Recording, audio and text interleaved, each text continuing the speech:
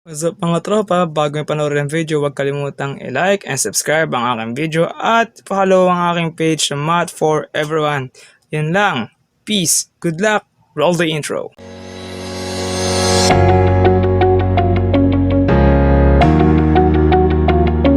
What's up mga tropa? Ito na naman ako para sa aking bagong video tutorial. And this time, physics naman tayo. Particularly sa velocity at acceleration. So, ano nga ba, familiar siguro ka sa terms na to, ano nga ba ang average velocity at instantaneous velocity?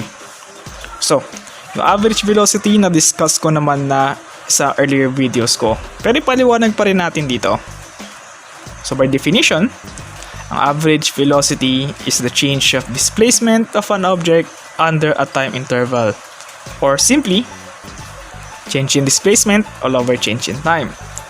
Now dito naglagay na ako ng delta sa time kasi last video hindi ko nilalagay yon dahil noon usually 0 lang naman ang starting time natin so medyo para sa akin redundant na yung delta.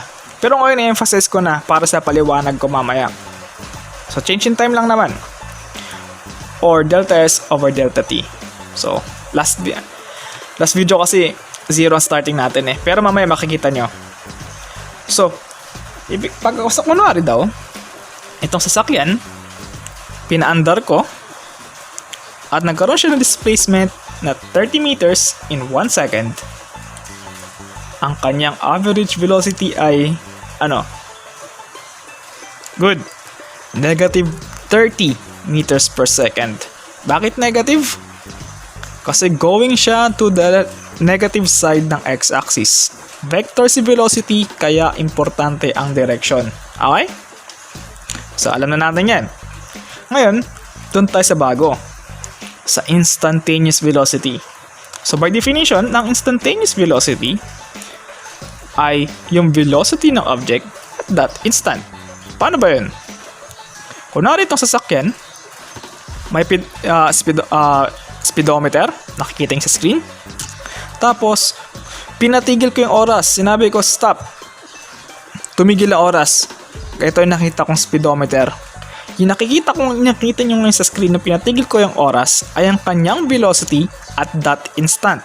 Ibig sabihin, ang instantaneous velocity ng sasakyan na yan sa ngayon ay 55 kilometers per second. Okay? Velocity at that instant sa oras na misma na yon. So obvious naman.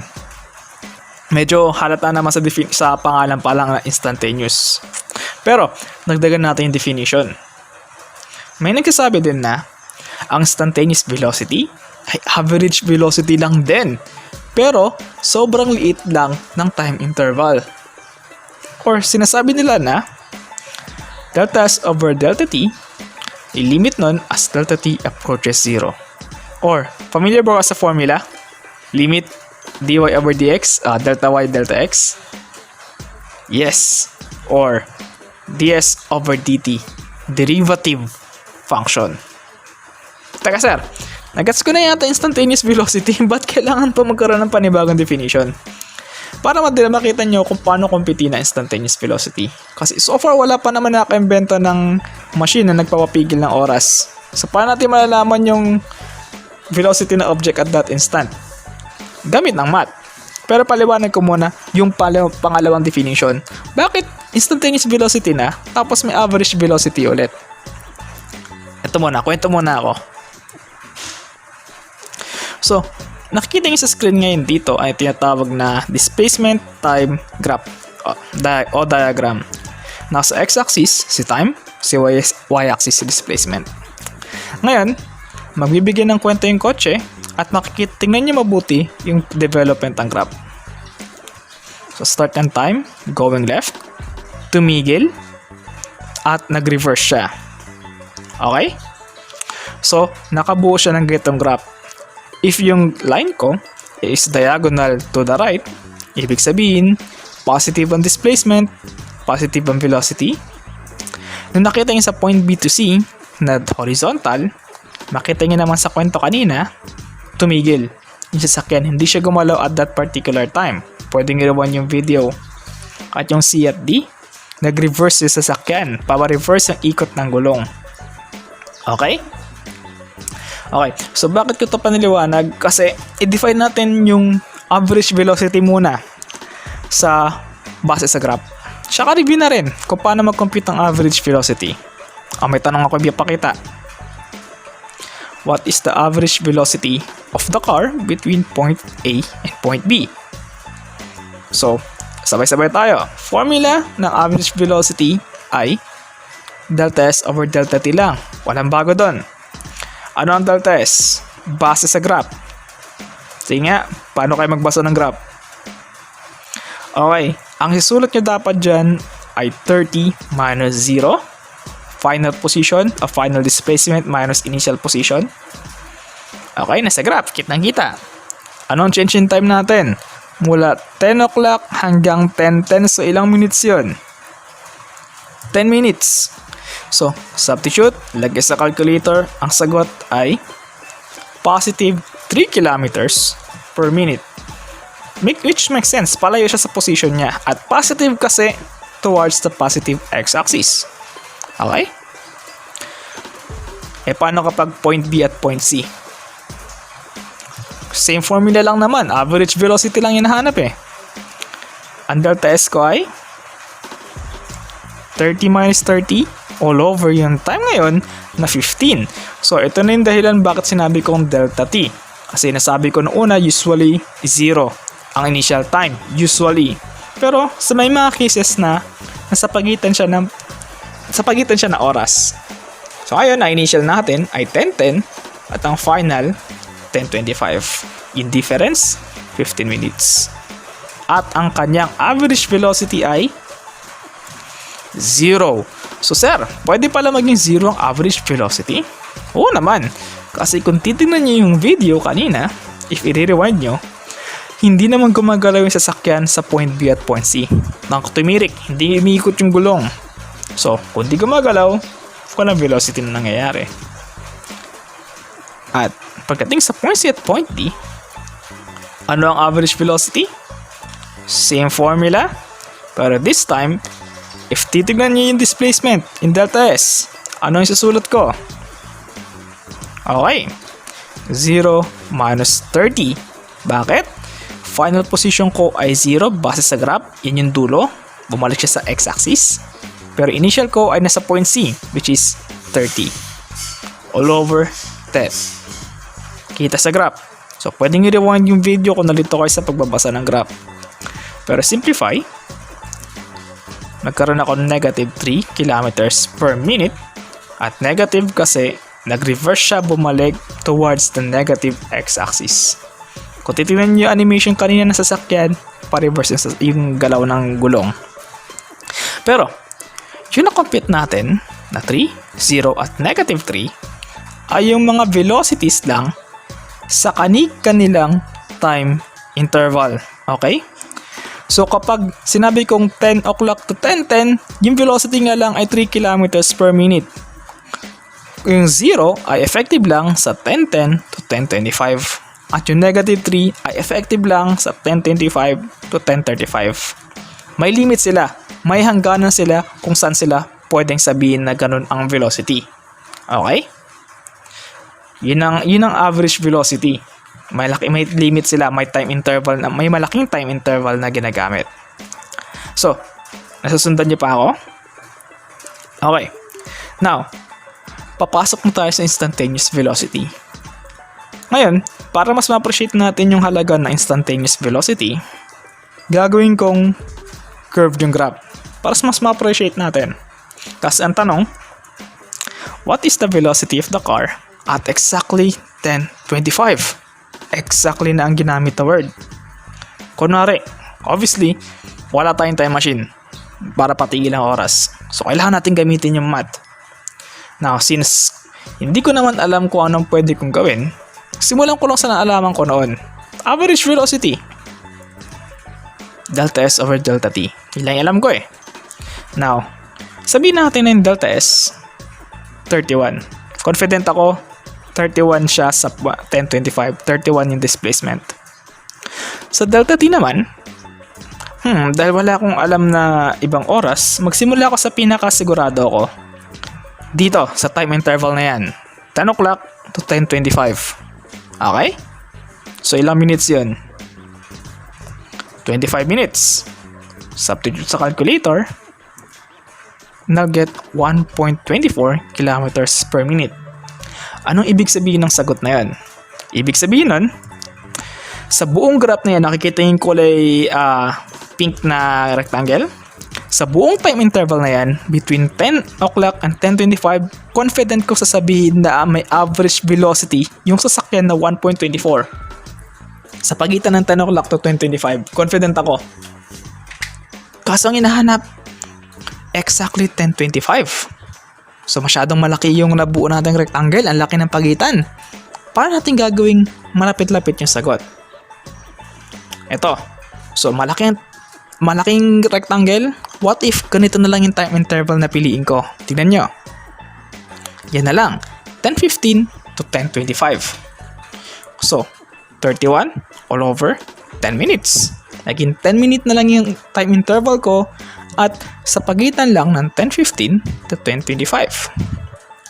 Substitute, may makuha akong value na 3.1 kilometers per minute. Ano ibig sabihin yan? Ibig sabihin, mula 10:15 hanggang 10:25, nagkaroon ako ng velocity na 3.1 kilometers per minute sa pagitan ng time frame na yan. Kasi hindi pa yan yung hinahanap eksaktong 10:25. So, anong gagawin ko? Liitan ko pa. 10:20 to 10:25. Substitute. 5 minutes na lang. Nakita yung nangyari sa time interval. Nagkaroon ako ng 6.2 kilometers per minute. Ano ibig sabihin ng sagot? Ibig sabihin nun, sa time interval na 10:20 to 10:25, sa 5 minute time interval na yon, nagkaroon ako ng velocity na 6.2. Napapansin yung nangyari? Habang lumiliit yung time interval, habang lumalapit yung interval doon sa mismong oras na hinahanap, yung sagot ko, palapit rin sa katotohanan. So, kapag hinati ko pa tong rectangle na to dito, sabihin natin 2.5 minutes, pagitan ng 10:22.5 at 10:25, may makukuha akong velocity. At yun yung velocity nila sa ganung kaliitang time interval. Liitan ko pa, hanggang sa sobrang liit na parang 0.00 na lang yung time interval, may makukuha pa rin akong velocity. At sobrang liit na yun, habang lumiliit yung time interval, habang lumiliit ang time interval, yung sagot ko, pa-exact na ng pa-exact. So, masakto na sa 10:25. Nag-gets nga ibig sabihin? Okay, lumiliit ang time, habang lumiliit ang time interval, lumalapit ang sagot ko. Or simply, sabihin ko sa function na delta S over delta T as delta T approaches 0. Yun yung ibig sabihin ng delta T approaches 0. Lumiliit yung difference ng time interval. Okay? Pwedeng i-rewind yung video. At doon mako-compute yung instantaneous velocity. Kaya magdi-derivative tayo. So sa ibang libro, ang definition nila ay via slopes naman. Tignan nyo. Kung paano nangyari na yung slopes ay nagiging tangent na mismo sa curve. O isa pa, nagsimula sa second actually, 2 points na tinatamaan. Hanggang lumiliit yung distance hanggang sa isang point na lang, hanggang sa naging tangent na lang yung slope sa curve. Okay? Tandaan, ang delta S over delta T ay slope ng curve. Parang delta X o delta Y lang noon sa algebra nyo. Pero yun ang ibig sabihin ng instantaneous velocity. Kaya yun ang dahilan kung bakit sinasabi na ang instantaneous ay average velocity lang din, pero sobrang liit ng time interval. Ganun na derive. Okay? Pwedeng i-rewind ang video. Now, i-apply natin yan. A car moves along a path expressed as S is equal to 40 squared minus 8, where S is in meters while T is in seconds. What is the car's velocity at exactly T is equal to 5? Dito na papasok yung instantaneous velocity. So, T is equal to ds over dt. Okay, pakita ko na yung formula muna bago tayo mag-derive. Ang formula ng instantaneous velocity ay ang derivative ng function ng position with respect to time. Okay? Substitute yung value ng s. 40 squared minus 8. Pinahaba ko lang yung pagdederivative. Derivative ng 40 squared minus 8, 80. Yung 80 na yan ay equation ng instantaneous velocity ng particular problem. Siyempre, yung equation ng instantaneous velocity nag-iiba kapag depende sa problem. Kung iba nga nakasulat na equation, iba rin yung makikita yung equation ng instantaneous velocity. Okay? Hindi laging 80 yan. So, sa ngayon, sa case na to, ang derivative lang ng 40 squared minus 8 ay 80. At yan ang equation na kuha ko. Bakit ko in-emphasize na equation siya ng instantaneous velocity? Kasi, ibig sabihin, kahit anong ilagay kong value ng t, may makuha at makukuha kong sagot. At yung makukuha kong sagot na yun, ang kanyang instantaneous velocity at that time. If t is equal to 1, yun yung instantaneous velocity niya, at exactly t is equal to 1. So, since ang tanong ay t equals to 5, palitan ko lang yung 5, yung t ng 5, at ang sagot ay v is equal to 40 meters per second. Ibig sabihin at t is equal to 5, ang velocity niya ay 40 meters per second. At, tandaan nga lang, sa emphasis ko lang sa pagdiderivative, maging aware ka sa units. Sinabi naman sa tanong na s ay in meters at ang t ay in seconds. Kailangan pa rin consistent ang units mo. Okay, kahit derivative yan. So, next tayo. Average acceleration at instantaneous acceleration naman. So, balik tayo sa average acceleration muna. Sa average acceleration, change in velocity all over change in time. Napaliwanag ko noon. Or dv or delta v all over delta t. So, review lang tayo. Itong sasakyan, mula negative 30, naging negative 60 in 1 second. Ang kanyang average velocity, acceleration rather, ay negative 30 meters per second squared. Kasi negative 60 minus negative 30 divided by 1 ay negative 30. Okay? Gets nga naman yung average acceleration. Now, paano naman sa instantaneous? Ganun din, by the word instantaneous, yun yung acceleration ng object at that instant. Kunwari may magical ako na, hindi na speedometer ang tawag doon, pero kung somehow may machine ako na kayang sumukat ng acceleration ng object at any time, at pinatigil ko yung oras, yung nakuha ko nung pinatigil ko yung oras na yun, yung nakita ko sa machine na yun, ayun yung acceleration niya at that instant. Yan yung instantaneous acceleration. Pinatigil ko yung sasakyan sa 55, pinatigil ko yung oras rather sa 55, nakita ko na 55, yan yung instantaneous acceleration niya. So, another definition na naman ng instantaneous acceleration ay average acceleration ulit at very short time interval. So, ganoon din ang logic sa instantaneous velocity. So, average acceleration, ibig sabihin lilitan ko na naliliitan yung time interval, or simply delta v over delta t, or derivative ng dv all over dt. Kung paano ko pinaliwanag yung instantaneous velocity, ganun na ganun lang din ang paliwanag sa instantaneous acceleration. Okay? So, hindi na ako magpapakita ng graph. Same logic lang sa kanilang dalawa. Ang gagawin ko ay mag-practice tayo mag-solve ng problem. Gusto nyo, post nyo yung video, kayo naman. Sinubukan nyo i-solve? O ako? Gusto ko malaman ang kanyang acceleration. So, what is the car's acceleration at t is equal to 2? So, substitute. A is equal to dv over dt. 5t cubed minus 6. I-derivative ko lang. 15t squared, yung na-compute ko ay ang equation ng instantaneous acceleration ng particular problem. So, para ma-solve yan, substitute ko yung value ng t. Ano yung value ng t? 2. 2 squared.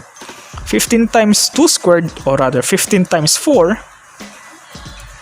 60 meters per second squared. Yan yung acceleration ng object at t is equal to 2. Siyempre, kapag pinalitan ko yung value ng time, may makakungupit na naman akong ibang acceleration. Okay? Kasi yun yung acceleration niya at that particular time. Paiba-iba. Pero keyword, if I want something instantaneous, keyword derivative. Okay? Instantaneous velocity ay derivative ng position. Ang instantaneous acceleration ay derivative ng velocity. With respect to time, dapat parehas. Pero, what if ganito? S.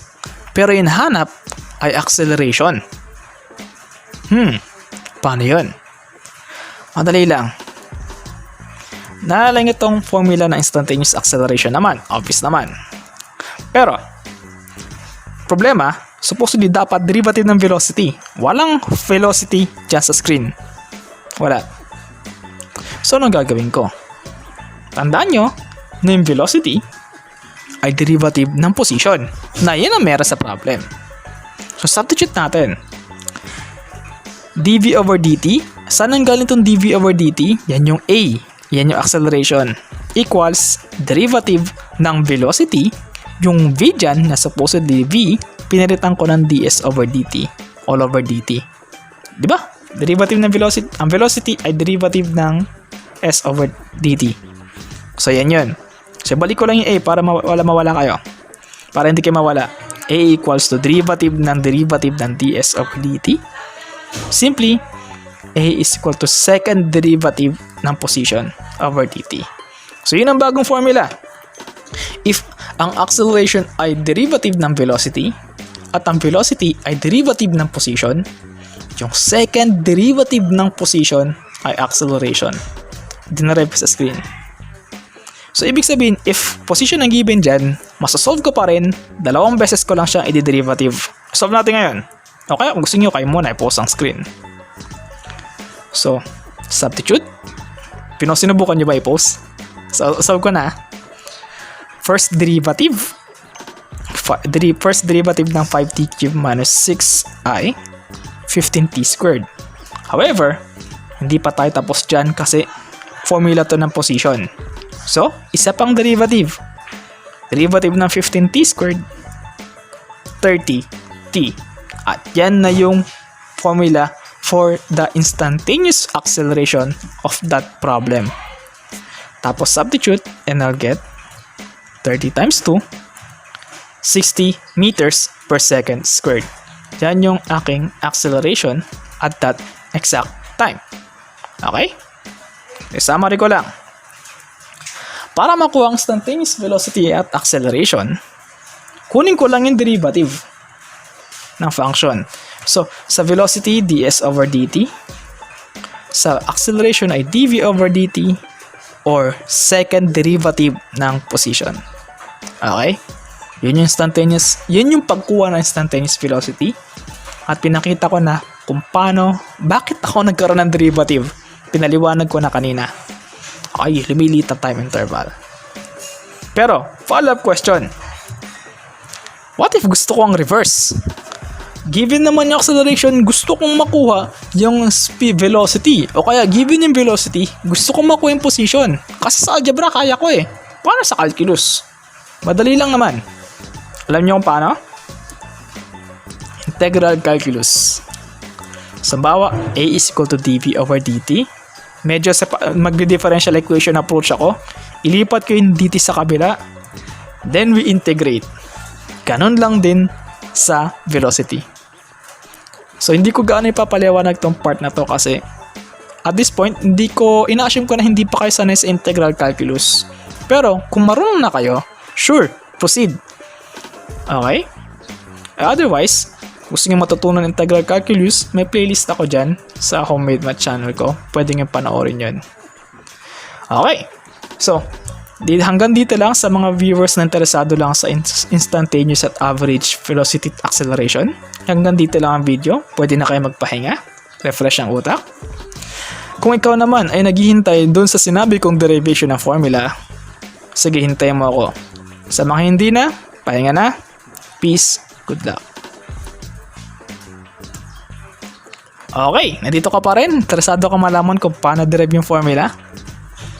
Eto na. So, ready kayong utak ha? Paano nga ba na-derive yung mga formulas? So, kung bigay ko muna yung pinakasikat, formula na acceleration. Okay? So, number 1 ko na siya. Or, if nilipat ko yung t sa kabila at yung vi, magkakaroon ako ng at plus vi equals to vf. Nag-transpose lang ng formula. Now, dun tayo sa pangalawa. Okay. Alam ko ng velocity ay derivative ng displacement over time. Yan. Ngayon, yung velocity dito, supposedly, ay ang kanyang final velocity. So, yung v na nakiting sa screen, papalitan ko ng equation mula sa number 1. Ang mangyari, at plus vi. Kasi yung v dyan is vf. Okay? Naalala nyo paano ko ginawa kanina sa acceleration? Lipat ko yung dt sa kabila, cross multiply. Then we integrate. So at this point, in-assume ko na marunong na kayo mag-integral. So integrate lang. Vit plus 1 of at squared equals to sf minus si. Ilipat ko yung si. Transpose. And I'll get formula number 2 para sa free fall. Paano naman yung formula na isa? Yung may v squared, vf squared. Madali lang. Una, isulat ko yung formula number 2. Tapos, nakita yung formula number 1. This time, imbes na acceleration yung nagsosolo, kasi time. Okay? Cross multiply lang naman. Isa-substitute ko tong equation sa pinakababa doon sa equation number 2. Papalitan ko yung time. Magiging vf minus vi over a plus 1 of a vf minus vi over a squared equals to sf. I-distribute ko yung vi dito sa kaliwang side. I-distribute ko yung vi paloob. Dito sa right side, distribute ko si a at si vf squared minus vi squared. I-expand ko sila lahat. Kakaroon ako ng ganito. Okay? Actually, wala nang squared. Inayos ko na to. Wala nang squared dito sa right side. Tapos, ilipat ko ngayon si 1 half sa kabila, si a at si si. Si si muna matatranspose, sf minus si. Then multiply both sides ng 1 half times a. Wala nang squared dapat to sa right side na hindi yata dumating sa editing. Ayan. Yan yung mas maayos. Okay? Tapos ilipat ko si a. Ang nakita nyo, 1 half. 1 over 8 time 1, yung denominator na a nilipat, cross multiply. Nag-multiply both sides din ako ng 2. Expand. Pwedeng i-post. Expand ko, pinasok ko yung 2 sa left side. Combine like terms. 2vfi at may negative 2vfi. Cancel out. Negative 2vi at positive vi squared. Negative 2vi squared at positive vi squared. Negative 2 plus 1 ay negative 1. So, nag-cancel out si VFBI. Tapos si VI squared ay naging 1. Negative 1 rather. And naging ganyan na equation. Which is, lipat ko lang si VI. At yan na equation number 3 natin. Okay? Doon na-derive ang formula. Or kung gusto nyo shortcut, integral ng ADS equals integral ng BDP. Laking tulong ng integral calculus. So, emphasize ko lang. Ito hindi ko nasabi sa free fall. Pwede lang gamitin yung mga formulas na yan basta constant si acceleration. If hindi constant si acceleration, hindi to pwede. Actually, na-integrate ko lang sila kasi constant si acceleration dito. If hindi siya constant, no, don't do it. Okay? Okay. So, thanks for listening for the bonus. Yun lang. Balik na kayo sa ibang topics. Peace.